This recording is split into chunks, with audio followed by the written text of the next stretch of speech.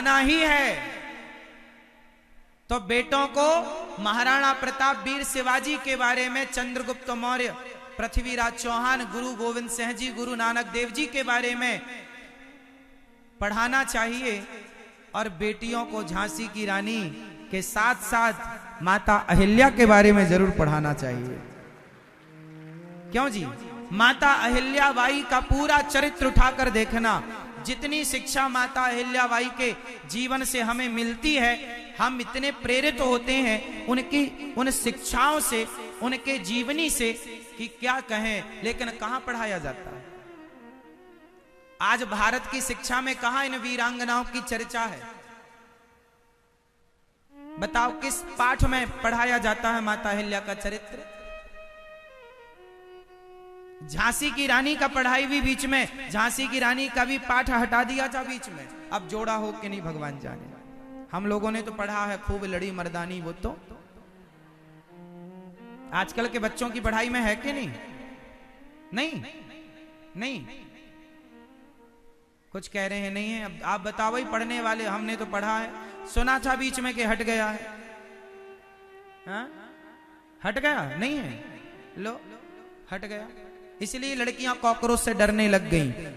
जब से हटा तब से कॉकरोच से डरने लग गईं, चूहिया से।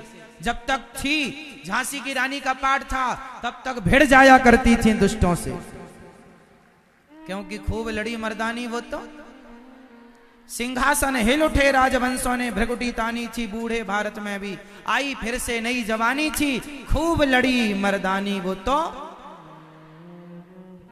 धन्य है झांसी की रानी, धन्य है माता अहिल्याबाई, धन्य है माता दुर्गावती।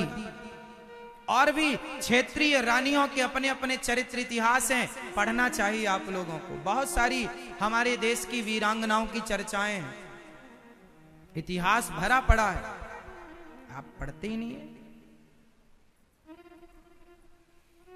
पंजाब में घटना घटी थी, देखो आप लोगों को नहीं पढ़ाया गया।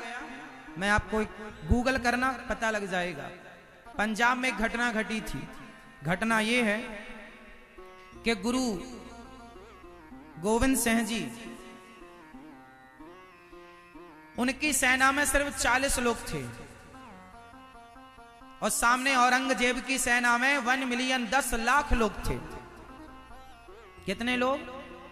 10 लाख लोगों की सेना थी और गुरु गोविंद सिंह जी के पास सिर्फ 40 लोगों की टुकड़ी थी। इतिहास है ये, सच्चा है, झूठा नहीं है। कर लेना आप सर्च, मिल जाएगा, पिक्चर बन चुकी है इस पर। लेकिन नहीं पढ़ाया गया आपको। मैंने भी अपने सिलेबस में नहीं पढ़ाई, मैंने बाद में सुना, तब मुझे लगा राम राम, देखो कितने अच्छे चरित्र, इतिहास जो हमें कितना महान बना सकते थे वो ना पढ़ा के हमें केवल ताजमहल किसने बनवाया यही पढ़ाते रहे। 10 लाख लोगों की टुकड़ी, 10 लाख लोगों की सेना थी औरंगजेब की, और उन लोगों के बीच में 40 लोगों के साथ गुरु गोविंद सिंह जी खड़े थे। जाने लगे बाकी सैनिक, 40 लोग जाने लगे। गुरु गोविंद सिंह जी ने रोका, मेरे दोस्तों रुक जाओ, भाग जाने से समाधान नहीं है, अरे मरना तो है ही, चलो लड़कर मरते हैं। इतिहास गवाह है मेरी मां, वो 40 लोग भिड़ गए 10 लाख लोगों से। आश्चर्य मानेंगे, उन 40 लोगों की टुकड़ी, वो 40 लोग भारी पड़ गए 10 लाख लोगों पर। ये भारत का पूत है, ये भारत का बेटा है, ये इतिहास है हमारा। हम तो 40 भारी पड़ गए थे उन पर, लेकिन हमें ये नहीं पढ़ाया गया कि गुरु गोविंद सिंह जी महान, नहीं जी, पढ़ाया गया सिकंदर महान, जो जीता वही सिकंदर, घुसा दिया खोपड़ी में।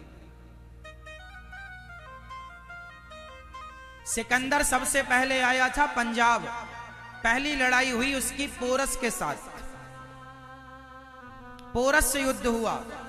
पोरस ने सिकंदर को घुसने नहीं दिया, सेना में तहलका मचा दिया। बाद में हमारे यहां कुछ लोगों ने, पोरस के सगे मामा ने गद्दारी कर दी और जाकर के हाथ मिला लिया सिकंदर से। तब बंदी बना लिया पोरस को, वरना पोरस अकेले पंजाब के राजा थे, भारी पड़ गए थे। हमारे देश में गुलामी हुई तो अपने गद्दारों के कारण, वरना क्या मजाल कोई घुस जाता। उठाकर देख लो, देखो ये पोरस के बारे में तुम्हें नहीं पढ़ाया गया, इसलिए थोड़ा पढ़ा करो। फेसबुक गूगल से समय, फेसबुक व्हाट्सएप से समय निकालकर अपने इतिहास को जानो। और ये मत कहा करो कि हम बंदर की संतान हैं, हम तो ऋषि और मुनियों की संतान हैं। हमारा भारत श्रेष्ठ था, है, सदा रहेगा। बस आपने पढ़ना छोड़ दी अपने इतिहास को, ये बड़ा दुखद है।